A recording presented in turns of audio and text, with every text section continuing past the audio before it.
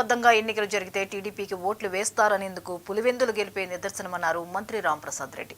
వైసీపీకి చెందిన 2 సిట్టింగ్ స్థానాలను దక్కించుకున్నామని తెలిపారు. ప్రభుత్వ సంక్షేమ పథకాలే టీడీపీ విజయానికి కారణమయ్యాయని చెప్పారు.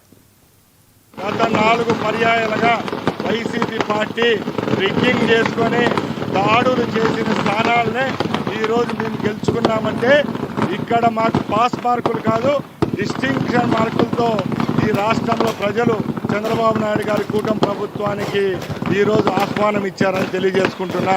అలాగే ఒకటే చెప్తున్నా, జగన్మోహన్ రెడ్డి గారు ఇప్పుడు మీరు మారాలి. ఈరోజు ఈ 2 స్థానాలు కూడా వైసీపీ సిట్టింగ్ స్థానాలు.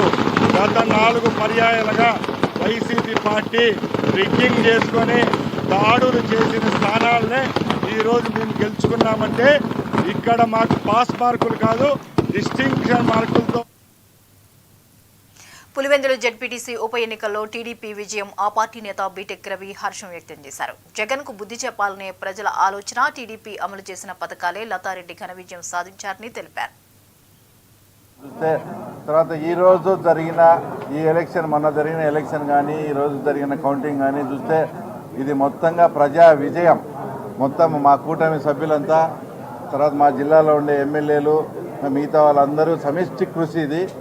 తర్వాత ఒక్కటి, జగన్మోహన్ రెడ్డి గారు ఎప్పుడు దేవుని స్క్రిప్ట్ అని చెప్తుంటారు కదా, అతనికి వచ్చిన సీట్లు వచ్చి 11. ఇక్కడ నామినేషన్లు ఎన్ని పడినాయి? పులివెందుల్లో 11, ఒంటిమిట్టలోనే 11 పడినాయి. అంటే ఇది దేవుని స్క్రిప్ట్. 11 నామినేషన్లతో వేసి అతను డిపాజిట్ కోల్పోవడం, ఇది దేవుని స్క్రిప్టు.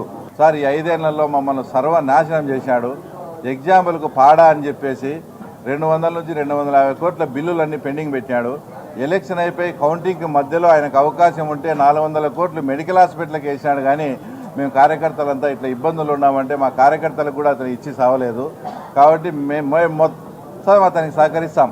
అతని అహంకారానికి, అతను ఎక్కడో ఆకాశంలో కూర్చున్నట్టున్నాడు, అతని అహంకారానికి అతను బాగా కొవ్వు పట్టి ఉన్నాడు సార్. మేము ఖచ్చితంగా ఆ కొవ్వును ఖచ్చితంగా కక్కిస్తాం. ఈసారి ఎలక్షన్స్లో మీకు సపోర్ట్ చేస్తాం. కడప జిల్లాలో వైఎస్ కుటుంబం 50 ఏళ్ల అరాచకాలు, హింసకి తెరపడిందన్నారు ఎమ్మెల్యే ఎర్పతినేని శ్రీనివాసరావు.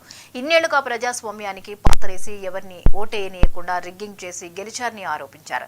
తమది గొప్ప కుటుంబమని చెప్పుకునే వైఎస్ కుటుంబం పులివెందుల్లో డిపాజిట్ కూడా తెచ్చుకోలేకపోయిందన్నారు. పులివెందుల ఒంటిమిట్టలో టీడీపీని భారీ మెజార్టీతో గెలిపించిన కార్యకర్తలకు కృతజ్ఞతలు తెలిపారు. వైఎస్ కుటుంబం, ముఖ్యంగా వైఎస్ జగన్మోహన్ రెడ్డి పులివెందుల ఎమ్మెల్యే, సొంత నియోజకవర్గంలో జడ్పీటీసీ ఉప ఎన్నికల్లో భారీ తేడాతో ఓటమి చెందింది వైసీపీ పార్టీ. అదేవిధంగా ఒంటిమిట్టలో కూడా భారీ మెజార్టీని గెలవబోతా ఉంది తెలుగుదేశం పార్టీ. ఈ 2 చోట్ల భారీ విజయాన్ని తెలుగుదేశం పార్టీకి ప్రజలు ఇచ్చారంటే 50 సంవత్సరాల్లో మీరు ప్రజలను ఓటింగ్ రాకుండా ఎంత హింస పెట్టారో, ఎన్ని ఇబ్బందులు పెట్టారో, ఎన్ని అరాచకాలు చేశారో, ఎన్ని అకృత్యాలు చేశారో, ఎన్ని దాడులు చేశారో, ఎన్ని హత్యలు చేశారో, ఎన్ని మానభంగాలు చేశారో, ఎన్ని ఆస్తులు ధ్వంసం చేశారో, ప్రజాస్వామ్యానికి పాతరేశారో ఈ రోజు మనకు అర్థమవుతా ఉంది.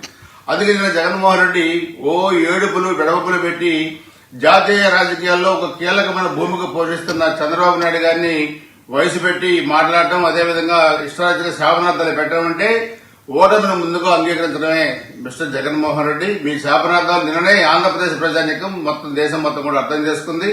ఒకసారి గుర్తుపెట్టుకో, ఎప్పుడు కూడా ప్రకృతి చాలా గొప్పది.